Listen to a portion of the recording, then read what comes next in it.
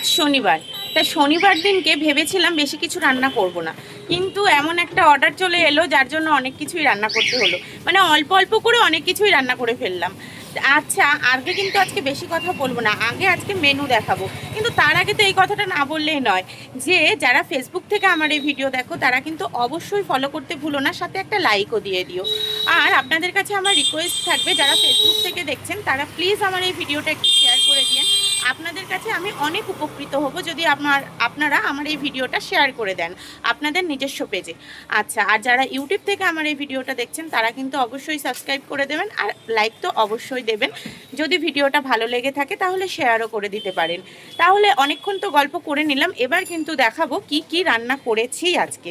চলুন তাহলে আগে রান্নাগুলো দেখিয়ে দিই, তারপরে কথা বলবো। আর একটা একটা করে গুনবো কটা আজকে মেনু হয়েছে, তারপরে সেইভাবে হেডলাইনে লিখবো যে আজকে কটা মেনু হয়েছে। চলুন দেখাই ব্যাক ক্যামেরায়।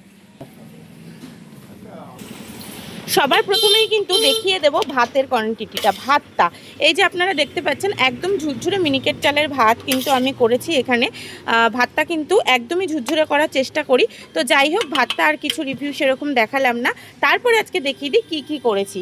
এই যে দেখুন, আজকে কিন্তু এখানে ভেন্ডি ভাজা করেছি বটবটি ভাজা, আর করেছি এখানে শাক ভাজা, আর একজনের রিকমেন্ডে অল্প একটু আলুর চোখা।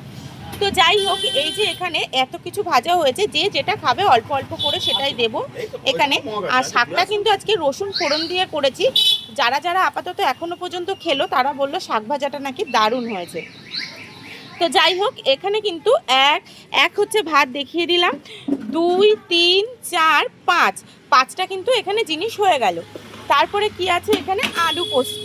এই যে আজকে যেহেতু শনিবার তার জন্য নিরামিষ আলু পোস্ত হয়েছে, অনেকটাই ঘন। আর যেহেতু বললাম কয়েকজন আগেই খেয়ে গেছে তাই জন্য খাবারটা একটু কম লাগছে। প্রত্যেকদিন ভাবি রান্না রেডি করে আপনাদের সাথে শেয়ার করব, কিন্তু সেটা আর হয় না। 5 পোস্ত 6। তারপরে এখানে কি করেছি, এখানে শুক্তোর ডাল করেছি, মানে রাঁধুনি আর আদা ফোড়ন দিয়ে কিন্তু এখানে শুক্তোর ডাল করেছি। এই যে দেখতে পাচ্ছেন ডালটা। তারপরে কি করেছি, এখানে মাছ। এই যে দেখিয়ে দিই, দেখতেই পাচ্ছেন মাছটা কেমন হয়েছে। আর আজকে সব থেকে স্পেশাল আইটেম, এই যে দেখুন চিকেন হয়েছে। এই দাদা কিন্তু চিকেন দিয়েই শুধু ভাত খেলো। কাকু কেমন হয়েছে ভাত? ভালো হয়েছে। এই যে কাস্টমাররা বলে না যখন যে খাবারটা অনেক টেস্টি খেয়েছে, তখন শুনতে আরও ভালো লাগে। মাছের ঝোলটাও দেখুন, আর মাছের ঝোলে কিন্তু আলু দিতে আমি একদমই ভুলি না, কারণ আলু হচ্ছে বাঙালির ইমোশন। আলু ছাড়া কোনো কিছুই ভালো লাগে না। এখানে মাছের ঝোল হয়ে গেছে, আর কিন্তু এখানে চিকেনটা, যে চিকেনের মধ্যেও কিন্তু আলু দিয়েছি। আলু ছাড়া কিন্তু কোনো কিছুই ভালো লাগে না, আলু হচ্ছে ইমোশন। আর মাংসের ঝোলটা কেমন হয়েছে বলুন একটু প্লিজ কমেন্ট করে। যিনি খেলেন উনি তো বললেন দারুণ হয়েছে, উনি কিন্তু আর একটা কিচ্ছু খাবার নেননি, অল্প একটু আলুর চোখা নিয়েছে আর এই চিকেন দিয়ে পুরো ভাতটা খেয়েছে।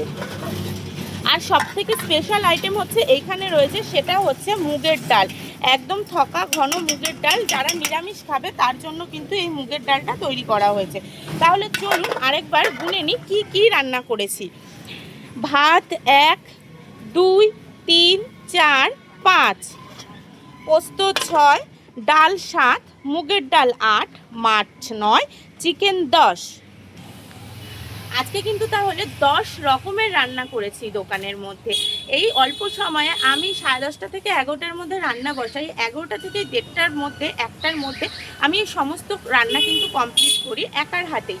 আর সাথে যে সবজিগুলো কাটা, এত কিছু কাটা, সবটাই কিন্তু আমি একাই করি। তো যাই হোক, এখানে আমার শাশুড়ি চাল ধুয়ে দেয়, আমাকে মশলাটা বেটে দেয়, আর বাদবাকি এখানে আমি রান্না করি, সবজি বাটি, সবটাই একা করার চেষ্টা করি।